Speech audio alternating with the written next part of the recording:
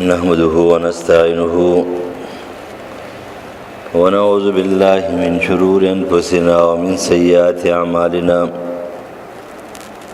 أما بعد فأعوذ بالله من الشيطان الرجيم بسم الله الرحمن الرحيم يا أيها الناس اتقوا ربكم إن زلزلة الساعة شيء عظيم يوم ترونها تذهل كل مرضعة عما أرضعت وتضع كل ذات حمل حملها وترى الناس سكارى وما هم بسكارى ولكن عذاب الله شديد. وعن أبي سعيد الخدري رضي الله تعالى عنه قال قال رسول الله صلى الله عليه وسلم كيف أنعم وصاحب القرن قد التقم القرن واستمع الإذن متى يؤمر بالنفخ فينفخ فكأن ذلك ثقل على أصحاب رسول الله صلى الله عليه وسلم فقال لهم قولوا حسبنا الله ونعم الوكيل. رواه الترمذی. اے خلق ویریږئ در خپلنا، بېشکه زلزله د قیامت ډېر لویه خبره ده. په ورځ باندې چې ته به وینې دغې ورځې لره چې غافله به کړی وي هرې مرضعې دغې ورځې هبت او مصیبت د خپل بچي نه او هر ذات الحمل حامله خزي او حامله بوج والا خلق خپل بوجونه بکیدي چې کومه بار کړی او تبینه خلق په نشکی او نه وي دا خلق په نشکی، لیکن عذاب د الله ډېر سخت. سورۃ حج آیت نمبر 1 اور 2. ابو سعید خدری رضی اللہ تعالی عنہ فرمائی کہ نبی صلی اللہ علیہ وسلم او فرمایل چې کیف انعم څنګه بزا خوشاله شم وصاحب القرن قد التقم القرن او د شپېلې او د خکر خاون هغه شپېلې او خکر په خوله کې نیولې واستمع الاذن متى يؤمر بالنفخ فينفخ او دې اجازت تفاره په انتظار باندې ده چې کله وو تر پوکي اجازت ورکړي کیږي او پوکې به هي نو دا خبره په صحابه باندې ډېر زیات درنه شو او ډېر زیات پریشان او خفه شو. نبی علیہ السلام دوی ته ویل چې بس قولوا حسبنا الله ونعم الوکیل، و دا خبره کوي چې الله زموږ د پاره کافی دی او ښه کارساز دی. یا ایها الناس اتقوا ربکم، اے انسانانو درب نه ویږي. دا رټونه سخت خبره او یرا د الله نه یره چې موجوده وي انسان روغ موټي. د دې ونه تیر شوی زمانه کې وسلف کې چې په کوم خلکو باندې خواب غالب وو، دا خلکو د خوف د یری د وجنه خپل ژوندۍ داسې تیر کړی ده چې یو نمونه د پرشتو غوندې ژوندۍ تیر کړی. خو په کوم خلکو کې چې یره نه نو به ټول غره د دین او د اسلام او د ایمان او د ګیری او د مانځه او د زکات متاویږي خو دی با یریږي نه دی به ګناهونه کوي. مانځګزار ګناهګار، روزدار ګناهګار، حجی ګناهګار، عمره والا ګناهګار، د پوهې او علم سره ګناهګار، د عمل سره ګناهګار، خبرې وړي خېستې کې ګناهګار. دا ټول غټ خطرناک شی ور په دنیا کې داره. جاهل ګناهګار خو دی، یو سړی جاهل له ګناهګار دی، یو سړی عامل نه دی او ګناهګار دی، نه خاصم دی. خو چې یو سړی عالم دی، یو سړی پوه دی، یو سړی مانځګزار دی او روزدار دی او زکاتونه او هر شی دا من یو کوي، دې بیا هم د الله نه نیریږي، بیا هم په هر ګناه باندې دې سړی زړور دی او دې جرأت کوي ورځي پی. دا د دې انسان د پاره ډېر د بدبختۍ علامه ده او دا د جهنمي سړي علامه ده د جهنمي سړي لکه اوس نن سبا دا وګورئ دا روزه ده رمضان ده اوس روزه تاسو ته پته راځي چې خلک وایي روزه د رحمتونو میاشت ده روزه د رحمتونو نه روزه ځان د قابو کولو ځان د کنټرول کولو میاشت ده ته لاړې رحمتونو میاشت ده په فیسبوک باندې رحمتونو میاشت په اخبار کې رحمتونو میاشت مولوی صاحب لګیا دي رحمتونو میاشت رحمتونو میاشت رحمتونو میاشت مطلب دا څه کې هغه ها رحمتونو میاشت په دې کې د انسان د خپل خواهش ته قابو کولو میاشت چې څومره ځان قابو کو څومره ځان کنټرول کو څومره د خپل ذمہواری سره تور رسولې څومره د الله نه یریږي لیکن روزه د دې جملې مطابق دې جملو دې فضایلو چې داغه سره داغه مضرات کوم دي چې روزه به خرابېږي هغه نه بیانې خلک ټول خراب کړو ټول شپه په عیاشو کې تیر شو الکه څنګه شیطانانه تړلې دي شیطان درنه جوړ شوی دی الله شیطان تړلې خو ته په خپل شیطان شوی دا میاش د عبادتو میاش ده دا میاش د جړاګانو میاش ده دا میاش د تلاوتونو میاش ده دا د قران میاش ده دا تفسیر میاش ده دا الله سره نزدېکت میاش ده الله تعالی په دې کې انسان ته ګوري چې معمولی کار وکړي الله ځان تر نږدېږي لیکن ته ولګېدلې تر الله نه ځان لري کې ټول شپه چې کوم دین لګیا دي نبی علیہ السلام فرمایي د رمضان شپه دا په عبادت باندې رڼا کوي په تلاوتونو باندې رڼا کوي په ذکر او اذکار باندې رڼا کوي لیکن تاسو دې زمانه دا ځوانان دي کدا اجړاګان دي دا اجړاګان ټول چې کوم دي د شپې کرکټونه کوي والیبال کوي فوټبال کوي الکه دا میاشت دې د پاره ده دومره به تابانی ور بلله دومره د شیطان خبيث رور درنه جوړ شوی دی چې تا د شپې د رمضان چې کوم دین داغي دی بیزتی وکړه چې الله او رسول ویل چې دا په عبادت باندې خپل کوي پیدا عبادت ژوندۍ کوي په دې کې تلاوتونه کوي په دې کې دا کوي ته ولګې درې تار شپې دا کار شروع کو دا کارونه چا کړی دا میاشت دې لپاره ده او حکومت هم چې لګیا دی هغه ولې خلک وي مرګ دغه ذلی حکومت اخوا دی خو ذلی حکومت نه ویل په خپل پیسې ورکوي کوي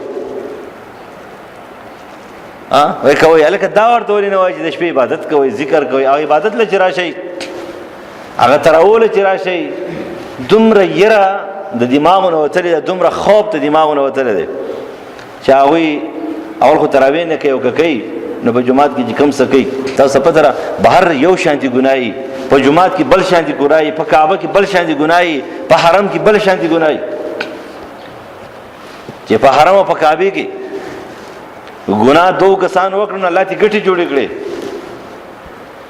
اساپ او نایله چې تاسو ته اساپ او نایله وای اساپ او نایله نه ګټي ولې جوړې شوې دا خو د نبی عليه السلام یو دعا ده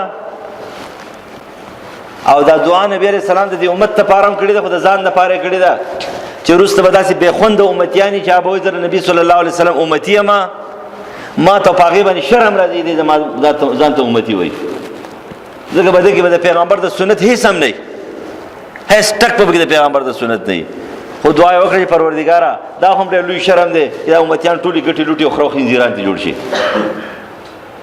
دعا وکړه چې پروردګارا ټول مسخ کوما ټول ختموما ټول چې ختموما دا خلک چې کوم دین ختم بشي مسخ کوي ما دعا وکړه نبی رسول الله ته دا پته و دا دعا چې هغه کوله ابدي باندې پویدلو چې روست دا خلک دا بر پیغمبر د سنت ته پسند راوي لہذا دا هغه ورځ را روانه ده د خوف ورځ را روانه ده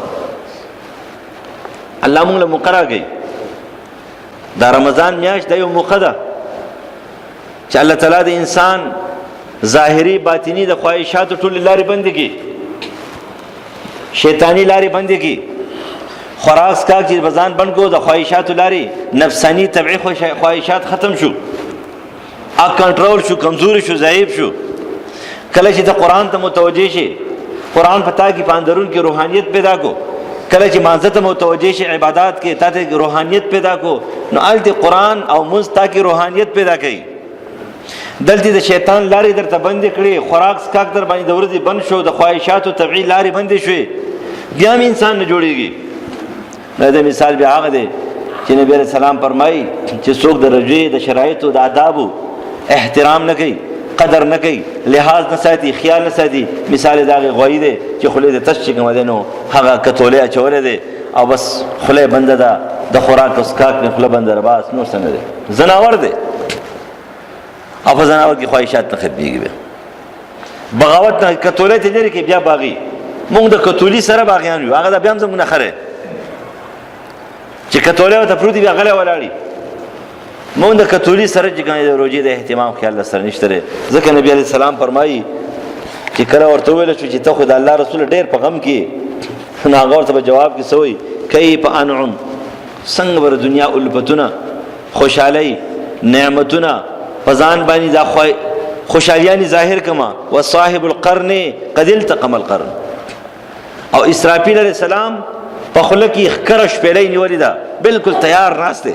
واستمع الاذن متى يؤمر بالنفخ فينفخ. بس دی اجازت ته او د اعلان ته او د خبر ته په انتظار دی چې کله به ما ته وایي چې ځه شپېلۍ ووه. نو فکأن ذلک ثقل اصحاب رسول صلی الله علیه وسلم. دا خبره ګرانه شوه صحابو ته، ډېره ګرانه شوه. نو رسول الله ورته چې بس وایي حسبنا الله ونعم الوکیل، زموږ دپاره الله کافي دی، الله ښه کارساز دی، نور زندګي ډېره ګرانه ده. دا دنیا دا د راحتونو زندگی نه ده، دا دنیا د مومن د پاره د امتحان زندگی ده. پدې کې به مومن ځان پیژني او چې سختي دې برداشت نه کړي، نتیجه تا ته په دنیا کې د یو شي نه ملاويږي، نو په آخرت کې به څنګه ملاوي شي؟ د دنیا کې سړی دنیوي کار کوي او چې دنیوي کار کوي، مهنت کوي، منډه وهي، هغه ته په دنیا کې نتیجه ملاويږي. نو چې تا په دنیا کې د آخرت لپاره څه نه دي کړي، نتیجه به څنګه ملاوي شي؟ غلط فهمۍ کې پراته یو. تاسو د مسلمان په نوم په غلط فهمۍ کې پراته یو. زه مسلمان یم، زه غوره امت یم، زه دایم. ته غوره امت خو یې، خو په څه شیز باندې یې؟ ته الله ته محبوب به یې، خو په څه کارونه به یې؟ اوس هغه کارونه مونږ نه کوو، دا هغې کارونه مونږ ډېر لري یو. لہذا هغه ورځ را روانه هېڅوک د چا په کار نه راځي. ځکه قرآن مجید د هغې ورځې سختی څنګه بیانوي، څومره ناشنا انداز باندې بیانوي چې یا ایها الناس اتقوا، اے خلقو ویریږئ. د چا نه ویریږو؟ د انسان نه وی نه، وی د پیری نه وی چې نه، وی د فرشتې نه وی نه، وی د دنیا د راحتونو د زحمتونو نه وی نه، وی د بیمارو نه وی نه، وی د چا نه ویریږئ؟ د رب نه ویریږئ، د رب نه. اوس رب چې دی نو هغه چا پېژندلی نه، هله به تېرېږي. رب څه ته ویلی کېږي؟ ستا خالق دی، ستا رازق دی، ستا مالک دی، ستا حاکم دی، ستا مدبر دی. ته د نش نه کړی او د بیا یې د عدنان اعلی ته رسولی، تاله قوتونه درکړي، تاله طاقتونه، دا هغې رب نه ویرېږئ. او بیا ان زلزله الساعة شیء عظیم. دا چې کله زلزلې شروع شي، کله اوله شپېلۍ ووالی شي، ټول خلک به نشي. او چې کله دوباره میدان محشر قایم شي، میدان محشر، بیا به میدان محشر کې کامیاب خلک هغه دی په دنیا کې ریدلی، کامیاب خلک هغه دی په دنیا کې ریدلی. او چې په دنیا کې نه دی ریدلی، هغه ناکام خلک دی. د دې وجې نه په هغه ورځ باندې به هر یو سړی یېرېږي. فرشتې به یېرېږي، پیریان به یېرېږي، انسانان به یېرېږي. تر دې پورې ټول خلک به ولاړي او دا خولې به روانې، حقیقي یا مجازي. د چا به یو ځګي ته رسېدلي، د چا بل ځګي ته. عبدالله ابن عمر رضی الله عنه فرمایي چې رسول الله فرمایي یقوم الناس لرب العالمین حتی یغیب احدهم فی رشه الی انصاف اذنه. وای خلک به ولاړي پروردګار ته په انتظار به ولاړي، د یری نه او د هیبت نه ډک به ولاړي. خولې به رواني تر دې پورې چې خلک په خلو کې ډوب شي. متفقون علیه، بخاري مسلم حدیث دی. حقیقي معنا ده، مجازي معنا کاله سختی تکلیف جوړیږي او پکې خدام حقیقي معنا خولې دي. په دې خلو کې بسې دې ډوبي، څوک په مړی پوری، څوک په نامه پوری، څوک په زنګون پوری، هر یو سړی د خپل ګناه مطابق. او دا خولې به د تنخه کوي، دته به اشاره کوي چې ته کامیاب یې ته ناکام یې. ټول خلک به دومره په هیبت کې ولاړي چې څوک به خبرې نشي کولی. پیغمبران پیغمبران هم غلي ولاړي، دا اولو العزم پیغمبران، دا رسولان، دوی به مشوره وکړي چېرې درخواست پکار دی حساب کتاب شروع شي چې اما الى الجنه و اما الى النار، یا څوک د جنت مستحق شي یا څوک د جهنم مستحق شي، خو چې خبره ختم شي ستا نه په دې کې ودې ټول مشوره دا غونډه مشوره د پیغمبرانو، عام خلک دا مشوره نشي کولای، نه پکې دا جرأت شته. هر یو سړی په خپل غم کې ولاړي، ځکه نبی علیه السلام وفرمایل و چې څنګه دنیا ته راغلی دي چې بس دنیا نه ځئ، لغړ راغلی او لغړ به ځئ، هلته به ټول خلک د سر نه تر خپو پورې بلکل په بدن باندې څه پرده نه وي، سرتور سر خپې بله خپې، صرف چې دی نو د پاسه نه به دغه ګرمي دغه اور به ورېږي، انسان په خپلو خولو کې ډوبي، ټول خلک په بره ګوري، لاندې به کتی نه شي. عایشه رضی الله عنها ځکه فرمایي چې د الله رسوله خلک به بربنډ یو بل ته به نه ګوري، نو دا تپوس خو هغه څوک کوي که نه چې کم چا کې حیا وي. تاسو ته پته ده چا کې حیا وي، یو سړي له سړی دعوت ورکړي، ورته یې پلانکي دعوت له به راشي، د روټۍ دعوت دی، د واده دعوت دی، هلکه څه دوپړۍ باجې خو پکې نشته دی، دا سړی خو هغه تپوس کوي چې دوپړو باجو سره ورانوي، او چې دوپړو باجو سره ورانه نه وي نو هغه د دې تپوس نه کوي، سیده ځي. یو ښځې ته وایي چې هلکه به د بازار کې یا به د چاپېر علاقو کې مارکېټونه دي، په هغه مارکېټونو کې داسې شی خرڅېږي او داسې هغه اول تپوس کوي چې کومه حیاداره ښځه نو هغه اول د حیا تپوس کوي، څه وایي چې یاره حیا خو پکې نه ماتېږي، سړي خو پکې نشته دی، چېرته چا په عزت باندې خو حمله نه کېږي، خو چې کله بې حیا هغه دې تپوس نه کوي. نن سبا 99% بې حیا شوي دي، د تپوس نشته دی، تپوس شته نشته که نه. حضرت عایشې خو ځکه تپوس کوو چې حیاداره وه، اول تپوس یې د حیا وکړو چې د الله رسول چې ټوله دنیا بربنډ دا خلک په یو بل ته ګوري نه، نو هغه ورته ویل چې نه، وایي چې دا هغه ورځ نه ده، په دې ورځ باندې به ټول خلک اسمان ته ګوري، بره به ګوري، لاندې به څوک کتی نه شي. دغه پیغمبران دغه عظیم خلک هغه به دغه ځای نه روان شي او آدم علیه السلام پسې به لاړ شي، ورته وایي چې بابا ته خو زموږ بابا یې، ته الله تعالی ته درخواست وکړه که نه چې موږ سره حساب کتاب شروع شي. آدم علیه السلام ورته وایي تاسو ته پته شته، تاسو ته نن د دې خبرې معلومات شته، نن الله تعالی دومره غوسه دی چې نه مخکې داسې غوسه و نه به داسې غوسه شي، او که زما نه تپوس وکړي ګوره څومره یره ده، الله معاف کړی دی، ګناه یې نه ده کړې، قسم باندې او په ذلت باندې په خطایي او په اجتهاد باندې یو میوې دانه خوړلې ده، ګناه یې نه ده کړې، دروغ یې نه دی ویلي، شراب یې نه دی څښلي، نور څه یې نه دی کړي، نوره ګناه یې نه ده کړې، نوره ګناه یې نه ده کړې، سود خور نه و، حرام خور نه و، صرف یو معمولي غوندې دانه د یو ونې هغه یې تېره کړې هم نه ده، فلما ذاقه صرف سکري ده، صرف سکري، او بیا چې کومه څه کوي جاړي او فریاد کوي او بیا پریشان دی پروردګاره ما نه زیاتی شوی دی، ظلم چې کوم شوی دی، که فرض که معاف دې نه کړم بس کاته خرابه ده. بیا ورته څه وایي دا وایي اوس هغه بنده هغه پیغمبر هغه ابوالبشر هغه ټولو پیغمبرانو نیکه او پلار هغه د ټولو انسانانو پلار هغه ورته وایي چې د الله مخې له نه شم ورته. اوس که زما نه دا تپوس وکړو چې تا ته ما دا ویلو چې دې ونې ته به نه ورنږدې کېږې، تا را دې ونې دا دانه ولې خوړلې ده، نو ما سره د هغې جواب نشته دی، لیکن نن زموږ سره جواب شته، نن زموږ سره جواب شته چې ته وایي چې هلکه پروردګار حکم کړی چې د شپې د رمضان چې کوم عبادتونه کوئ د دې حرامیتوبونو نه ځان وساتئ.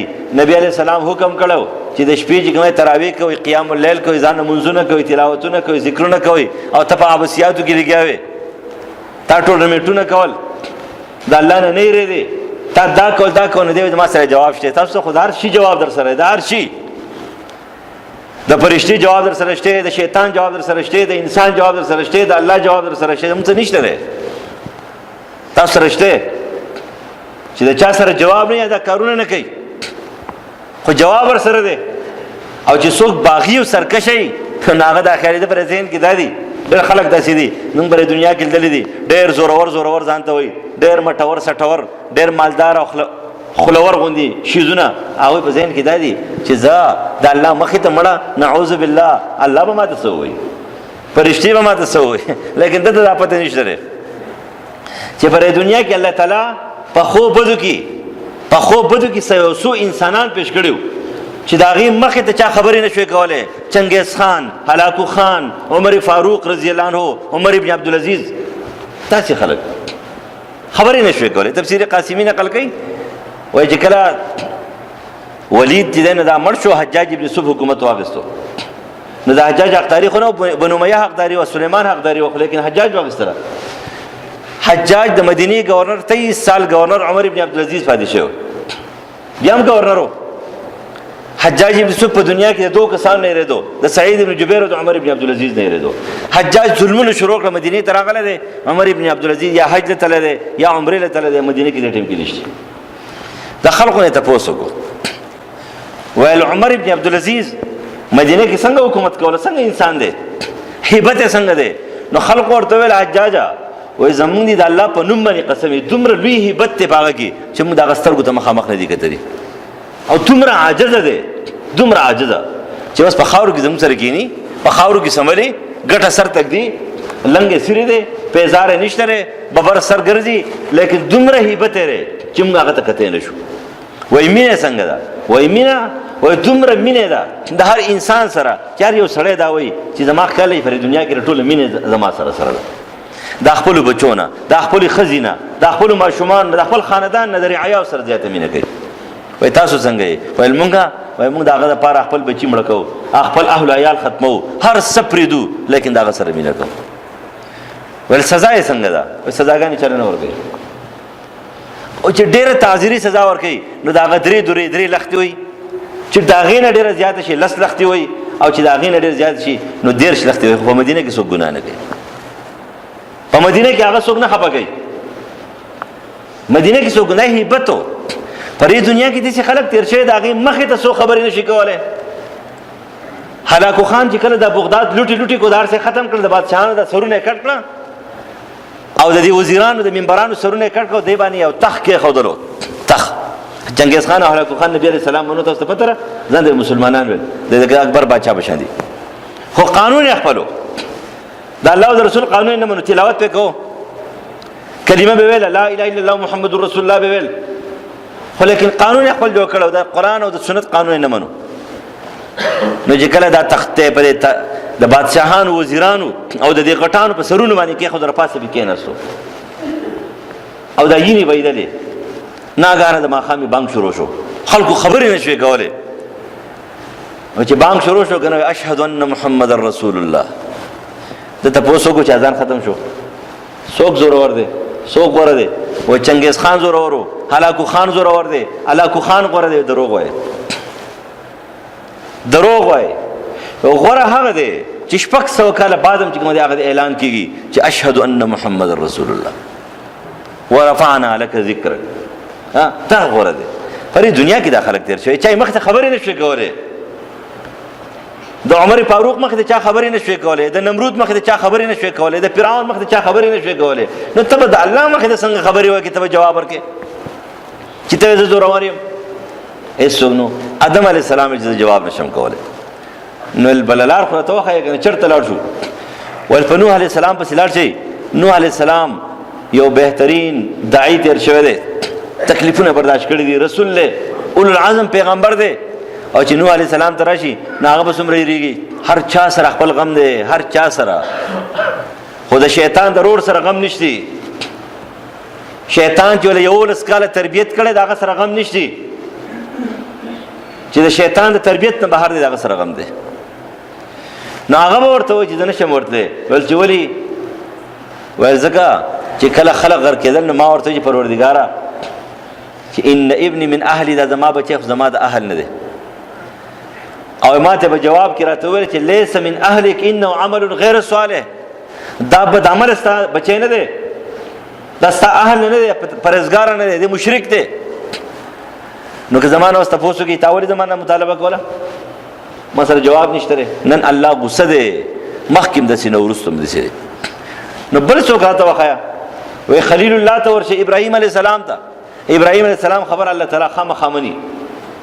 او چې ابراهیم علیه السلام هغه جمالي نازبین پیغمبر چې هغې ته راشي، هغه ورته دا ته چا ویلي دي؟ زه د الله مخې له نشم ورتلی. ولې؟ ما 3 خبرې کړې دي، 3 کذبات نه وو، توریه وه، درې کزي باج کړي خو ساته وي چې ولې دې کول تا به زما خزه ده هر څه چې کېده تا به چې ما مات کړی دي هر څه چې کېده بوتانو بارګي تا به دې زروغ موټي ما ولې ځان ته بیمار وي سره دې نه چې هغه توري نشم ورته وي چاله لاړ شي وای هغه پیغمبر لاړ شي چې هغه جلالی پیغمبر دی نازبین پیغمبر دی نازبین پیغمبر شاه موسی علیه السلام دی پیغمبران چې څومره وګوري کنه څومره واقعي چې موسی علیه السلام جلالی پیغمبر دی نازبین پیغمبر دی نازبین نوټ توري کسبینی چې اویا کسانه ولم لکړه نو موسی علیه السلام ورته وای چې ربا چې دا دې ملکول زبدي مسره وجلوي اوس دا خلک سوي بیرته بل ژوند دي کما ټول خپه کېږي نور څه وایي نازبین څه کوي بیرته ور ژوند دي کا او چې کله د سخی بندگی وکړه نو پروردگار حکم وکړو چې ځان نه وجلې توبې نه قبليږي ځان به مړ کړي نو موسی عليه السلام ورته ویل چې تاسو دا چل کړه ځان مړ کړي خو چې کله خلک راجم شو به یوځيږي او موسی عليه السلام ورته حکم وکړو او په یو سکند کې په یو ساعت کې 70000 کسان چې مړ شو یو بل مړ کو بس حکم وکړه او دا ویني داسې ولر روانه شو چې موسی علیہ السلام دی وینو ته وکتل بل پروردگار د بنی اسرائیل ټول است ختم کا مړې کا ټول ختم کا چې ته زم یو طرف ته بس پروردگار یو دمو ته حکم وکړو جزا ټول مې له خیراتی معاف کړم نه وای کنه دې ته نازبین پیغمبر نه وای بل سي هغه نازبین پیغمبر هغه جلالی پیغمبر چې موسی علیہ السلام ته ورشي او ته په قلاره کې نه شوري او جزا دې حقدار نن الله دومره غصه ده دومره قار ده زنه شمتله یره خو پر سره چې زمانه دا ته پوسو کې زمانه دا و کې زمانه زما جواب ورکړو چارته وشه عیسی روح الله لور شي عیسی روح الله له چور شي نو عیسی علی السلام ورته وای چې نه تاسو خطای ول چې ور نبی علی السلام ته ورشي خاتم النبیین ته ورشي نو خاتم النبیین ته جراشي نبی علی السلام یری ته ګوري هغه بام نسینوش یا الله امتحان او سپارش او یا الله حساب کتاب شروع کینه نه سجده به لګي حمدنا سناګانی به وای پتن لګي چې څومره سجده وای کال وای دو کال وای لس کال وای شل کال وای یو کال وای څومره وای بیا و تعالی او سر اوچت کا او سوچو کې دې خبرې تا چې دا دومره پیغمبران وړي ریدل نعوذ بالله ریاکارو نعوذ بالله دکلاوي کولا نعوذ بالله سے چلے کولو خوف پکې خوف یره پکې نن په مونږ کې یره نشته د دې نبی عليه السلام پر ګیرو سر مبارک کې وخت سپین شو سپین وخت ابراهيم عليه السلام له شروع شوی دی د ابراهيم عليه السلام په سر مبارک کې دو وخت سپین د دې نه مخکې سپین وخت نه بیا دغه نه بعد نبی عليه السلام په سر او ګیره مبارک کې د ولس نواله تر یو وش پوری وخت سپین دی 100 په 17 18 19 20 مشهور روایت داري دا ولس دی یو وشت نو چې کله نبی عليه السلام په سر ګیره کې سپینواله شروع شو نو چا ورته ویل چې د الله رسوله ابو بکر صدیق رضی الله عنه ته فرمایي شپتا یا رسول الله بوډا شوي موږ بوډاواله نه منو بوډاواله څوک مني څوک نه مني زمونږ خزي جوړي شوی دي بوډایواله نه مني بوډاواله نه مني شپېتاو کالو ده شپېتاو کالو او موبایل ور سره ده او هر میاش چې کنده پیکیجونه او توراچي او ټول شپه ورځ چې کنده په دې موبایل کې د غارمي توبونه ګوري الکه تاسو سپینګره نبی علیہ السلام فرمایي الله تعالی درې کسان چې کوم دینه دانه معاف کوي رحم پینه کوي یو بوډا زیناکار بادشاہ دروغجن غریب متکبر الکه ته بوډای تا قوتونه ختم شوی دي طاقتونه دي ختم شوی ته وسم د الله نه یریږي د دې ونه حدیث کې راځي نبی علیہ السلام فرمایي جو سړی شپې تو کالو ته ورسیږي د دوه عذرونو باندې ختم شوی څوک چې شپېتو کالو ته ورسېدو او د شپېتو کال نه وروسته ګناه کوي نبی علیہ السلام فرمایي د عذر باندې نه جوړېږي چې د پروردګار زما دا بانه باندې نه جوړېږي دویم نمبر یو سړی بادشاہ دی اختیارمند دی دروغ وایي لکه زموږ د بادشاهان ټول دا دی الله غر کو پر کې دا ټول چې کوم دی نو ګور دروغ نه وایي دروغجن نه دی او بل چې سړی فقیر دی محتاج دی په جسم کمزور دی په صحت باندې کمزور دی څنګه به تکبر او غرور کې روان دی ځکه تکبر او غرور یا په صحت باندې کیږي یا په جسم باندې کیږي یا په مال او دولت باندې کیږي یا چرته په ډېر لوی عہده باندې کیږي تاسو خو یې سمجھته ته دا کارونه کې خوف یره دا ځنه وتی ده بس مشران کشران ټول الله مخې ته نشته الله مخې ته ودرول پکار دي جواب نشور کوله هیڅ څوک جواب نشي کولی. قیامت په ورځ باندې هیڅ څوک جواب نشي، دلته نشو کولی، هلته به څه جواب وکړو. دلته چې یو سړی لږ اوچت دی، کله کله ځناور ته سړی ګوري که نه، ظلم روان دی که نه، د سلسلې نه ظلم روان دی. زمری چې کوم دی نو هغه په لاندې ماته ځناورو باندې ظالم دی، نو د هغه راپاسه چې بل ځناور راشي هغه ظالم دی، بل خامار راشي هغه ظالم دی، باز ظالم دی په لاندې ځناورو باندې، هغه لاندې په لاندې ځناورو، هغه په لاندې ځناورو. د ظلم سلسله ده. په انسانانو کې هم دغه طریقه ده. په انسانانو کې دا طریقه ده چې څه بس لاندې دي، دې ځان ته مظلوم وایي، خو چې دنه لاندې دی به دې ظالم دی، بل مظلوم دی. شی به نه بیکاره پالتو پرزه به د ښار په بازار کې دومره بستي کوي، ته به حیران شې. د نام سیر د خوړ نه چې ښکته شي دله په ټک کې هم بیا نه دی، څوک پېژني هم نه. خو په بازار کې څومره نري دله هم دی که نه، لیکن د نام سیر د خوړ نه ښکته هېڅ هم نه دی. او چې رملکن نه ښکته شو نو بیا ما ته پته چې څومره نر دی، بیا څومره نر دی. هر یو سړی په خپل ځای کې چې وګورې ظالم دی، بل د هغې نه لاندې چې مظلوم دی، هغه مظلوم بیا ظالم دی، د هغې نه لاندې بل مظلوم دی. بس چې چا سره څه دي.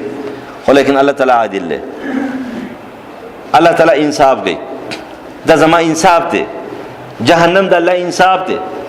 هغه ورځې تیاری پکار ده. ګوره دا روژه ده، د الله نه یره اول ماله پکار ده، پسې تاسو له پکار ده. د دې روژې نه فایده اخیستل پکار دي. تیر شوي روژې کې ډېر خلک وس نشته. مرګ که څوک نه مني که نه، قسم دی مرګ شته، که نه منې نو هم شته. سترګې پټې کو نه منم هم شته، مړ کېږې به. داسې خلک لاړې، سړي سوچ تصور فکر په ګمان کې هم نه راځي، دی به مړ شي. سړي په ګمان کې نه راځي. کله کله مخې ته څه خلک دي، څه دوستان ملګري، څه اشنایان چې مخې ته راشي حیران دریان شو، لکه دا پلانکې څنګه مړ شو، داسې برابر صحت روغ موړ مړ شو، بس لاړو دنیا را. نو تا سره به غم پیدا شي چې زه به خو هم ځم. اگر که موږ سره خو غم نشته دی، خپل کتاب نه پاکو. هر څوک چې کله د دنیا نه ځي که نه، د خپلې نوکرۍ نه استعفا ورکوي، نو هغه خپل ټول پروګرام، خپله ټوله نوکري، خپله څومره ذمهواریان دا ټولې پاکېږي. مونږ یې نه پاکو. زمونږ د پاکولو دپاره خو اسانه طریقه ده. زمونږ د پاکولو طریقه خو دا ده چې یا الله زما توبه ده. پاکولو ټول پایل پاک شو. د الف نه تر یې پورې ضرورت نشته دی. په حقوق الله کې پروردګاره د ستومانه پیمانه یم، ګناهونه مې پرېښودله، بیا به نه کومه، یا الله ما معاف کې. ټول پایل دې سپین شو. او په حقوق العباد کې د بنده حق ته هغه ته ادا کړه، او دا توله هلته کټ کولو ضرورت نشي، ته یې کټ کې په خپله کټ شو، په خپله خبره کټ شو، لاړه ختمه شو. لیکن نن سبا د ټول نه اهمه خبره د ګناه زموږ هم دا زموږ د زړه تور شوي دي، د دماغ هم تور شوي دي. یره پکې نشته، خوف پکې نشته دی. معاملات دي، او که سیاسیات دي، او که اعتقادیات دي، که معاشي زندگی ده، او که د کور زندگی ده، او که انفرادي زندگی ده، که چا سره تعلق دی.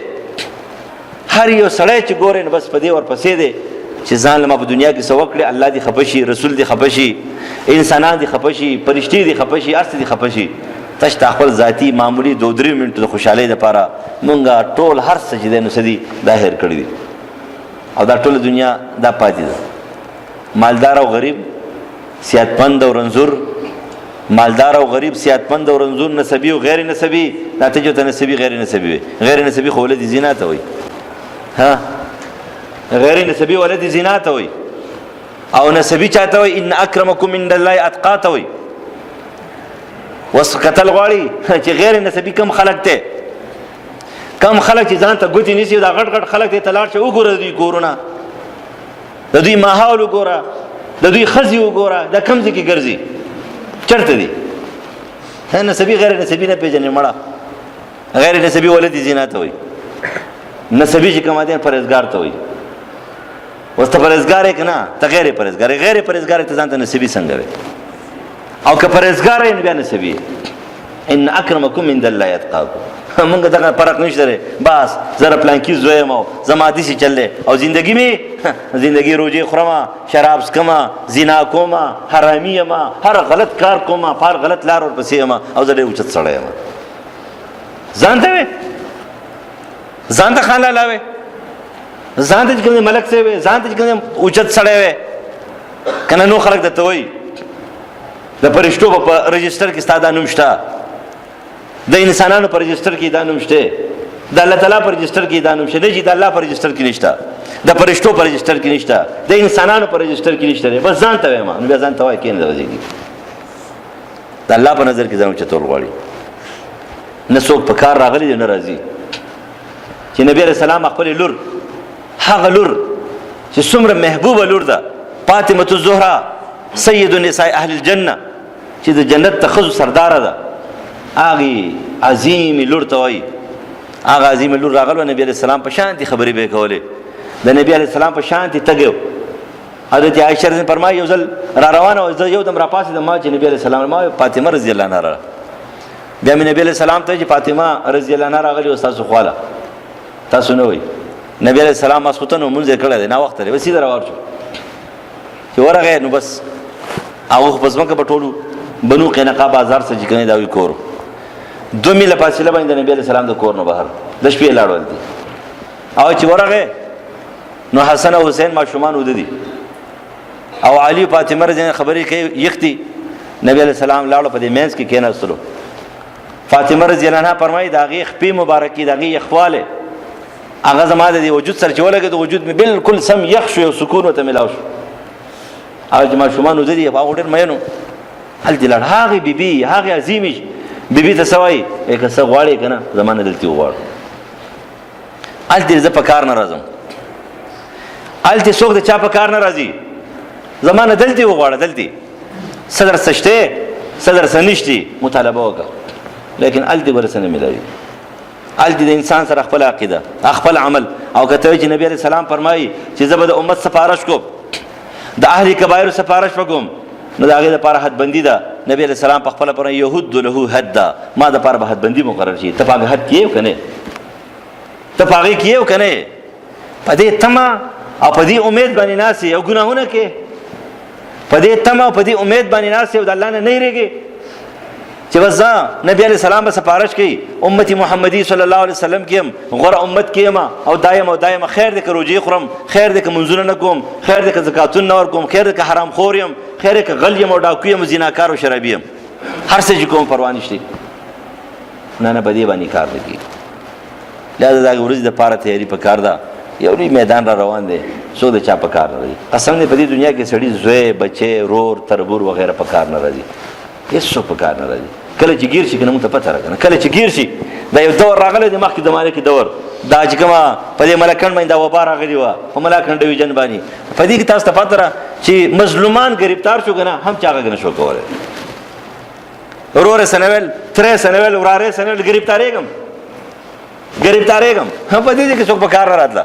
ظالم خاصم ظالم و چې ګرفتار و، لیکن چې کم مظلوم ګرفتار شو د هغې په باره کې هم چا حمایت نه شو کولی، خبرې نه شو کولی.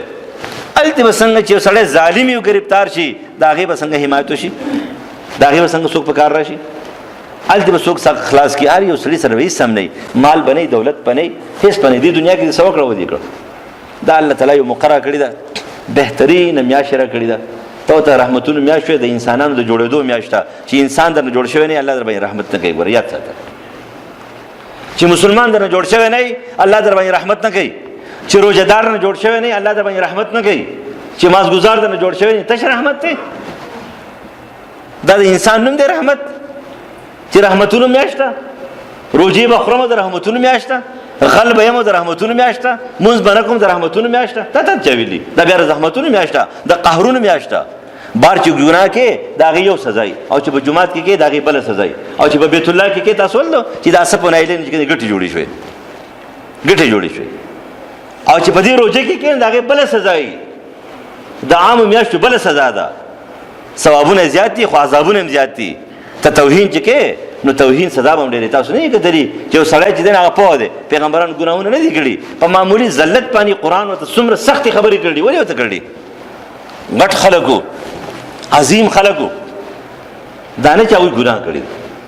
نو د هر ماحول میاشت عزتمند ده، خو د میاشت قدر به وکړي نو هله به عزتمند شي. او که دا نه نو الله تعالی په دغه انسان رحم نه کوي. الله دې موږ دې روزې قدردان جوړ کړي، د دې میاشتې عزتمند او قدردان دې جوړ کړي. زموږ پکې اعمال والی توجه وکړي تلاوت ته، قرآن ته، او منځونو ته، معافیانو ته، توبو ته، پردي حقوق ادا کولو ته، ظلم مکوئ، جګړې مکوئ، کنځلې مکوئ، بکواس مکوئ، بازارونو کې ډېر مه ګرځئ. سوا دکانداران تاجران زیږي خو چې چا ضرورت دی دي هسې چې کته پورته دی فساد به جوړېږي، مسله به جوړېږي، روژه به دې خرابېږي. او بل احسان او ښېګړه کوي د خلکو سره، احسان او ښېګړه. که دا دکاندار دی احسان او ښېګړه دي کوي، ظلم دې نه کوي. که مخکې 10 روپۍ ګټلې اوس 1 روپۍ ګټي، سر باندې دې ورکوي. الله پکې خیر برکت اچوي. چا سره څه شته ګاونډیانو خیال وساتئ، د رشتہ دارانو خیال وساتئ، مریضانو خیال وساتئ، د مسافرو خیال وساتئ، د خلقو لحاظ وکړئ. چا سره څه نشته الله به دې خیال وساتي، الله به دې محفوظ کړي. په داسې ځای کې چې هېڅوک په کار نه راځي، دا هر څه به دې په کار راشي. هېڅوک به دې په کار نه راځي، دا به دې په کار راشي. دا هغې ورځې لپاره تیاري په کار ده. الله تعالی دې موږ معاف کړي. وما